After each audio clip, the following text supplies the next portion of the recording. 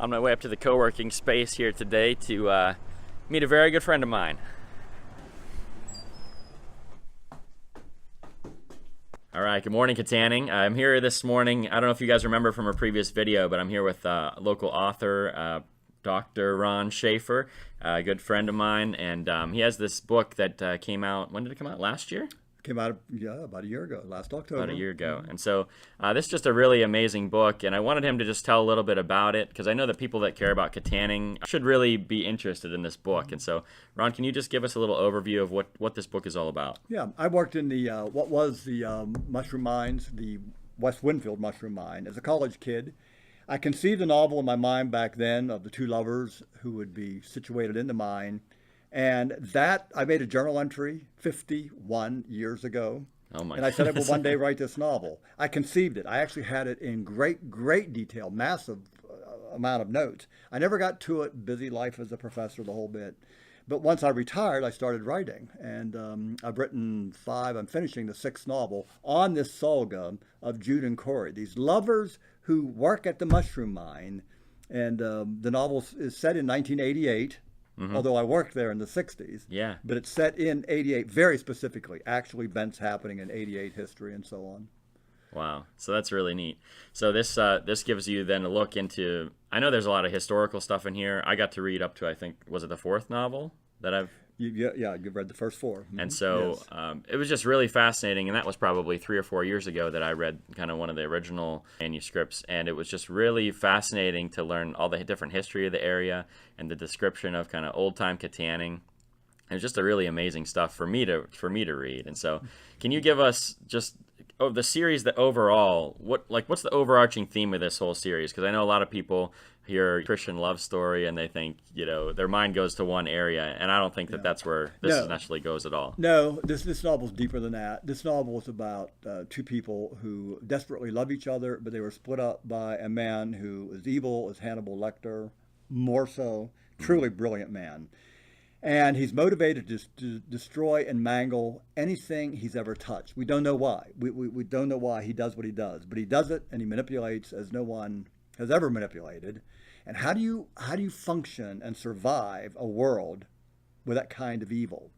Jude and Corey are pitted against that, and because their faith is so pronounced and their love for each other, they manage to do it, and they do it in an astounding way. When Faulkner received the Nobel Prize, he once said in his acceptance speech, "Man will not only endure, he will prevail." That's a kind of theme here, Andy. Yeah.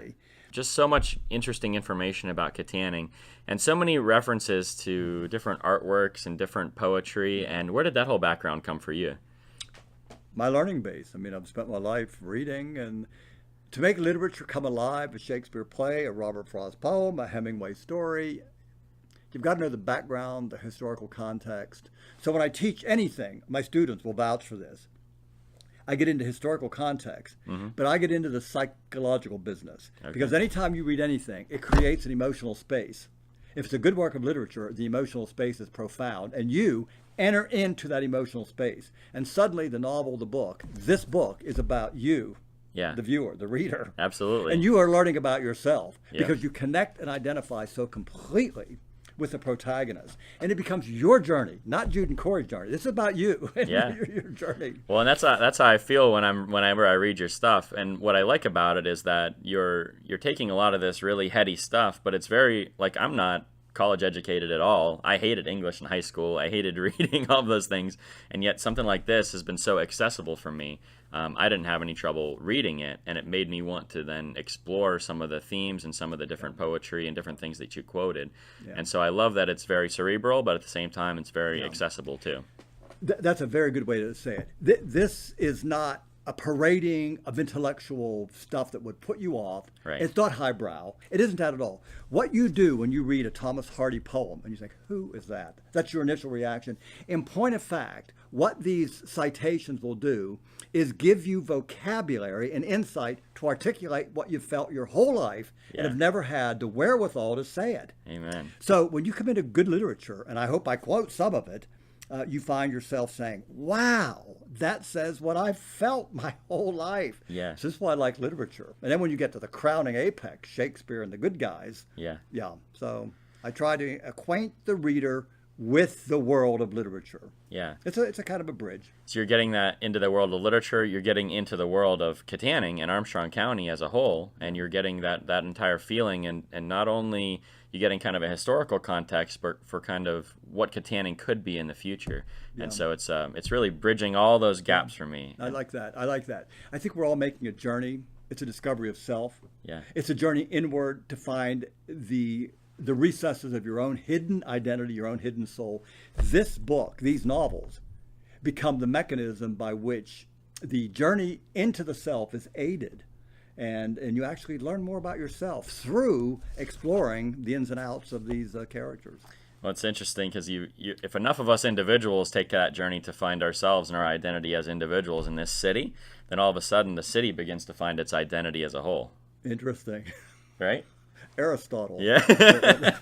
No, that's good. Okay. And so Very profound. I just would really encourage you to go out and grab a copy of this. It's available in our local bookstore here, right? Kittanning News. And it's also available on Amazon. On Amazon, yeah, and the thing that's driving book sales, our readers know this, is reviews. People click on, and the books are getting reviews. They click on, add them to their cart. So anyone who reads it and feels motivated, that positive review, all authors appreciate. Thanks in advance. Absolutely. So I'm going to put the link in the description to the Amazon link, and then also you can pick it up at Kittanning News, and then make sure you leave an online review when you go on there. Support this great local author that we have here in town, and just can't wait to see the next books come out. This is just number one, right? And we have there's 7 total? 7 total, 6. I'm finishing 6, so I need to get 2, 3, 4, and 5 in print. My reading audience is asking me to do that. Well, I'm asking you to do it. Thank you. They're coming.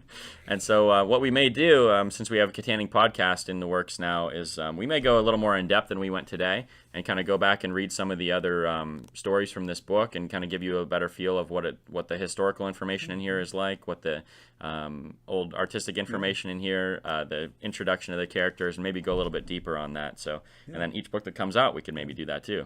Yeah, let's do it. All right. Sounds great. So I think that's it. Thank you. Goodbye, Kittanning. Appreciate you coming, my friend. Thank you. My blessing always to sit and talk with you. Yeah, thank you so much. All Appreciate right. the honor. So I know we're compacting a series of novels, 7 novels, into less than 10 minutes here for you. But if you are interested at all in reading The Rose and the Serpent, which is the first in this series by Ron Schaefer, it's just a really fascinating book about history of Armstrong County, really fascinating about just the human condition and what life looks like for all of us. I think we can all find ourselves in some of the characters, and it's just so relatable and so interesting to me. And so if you're interested in that, I'm going to be giving away 5 copies of it.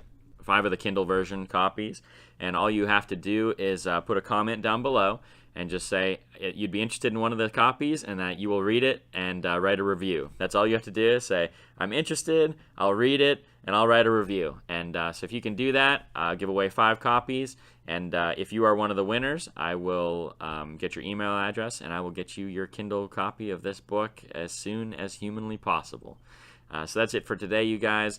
Just a little introduction to a local author, really interesting man, Ron Schaefer, and a really great book. So go pick this up if you haven't yet. Like I said, you can get a paperback copy at Kittanning News. I believe they're right around $20. Or you can get a copy on Amazon, a Kindle copy for $4. So you can't beat that. I mean, $4 for great local literature? Come on now.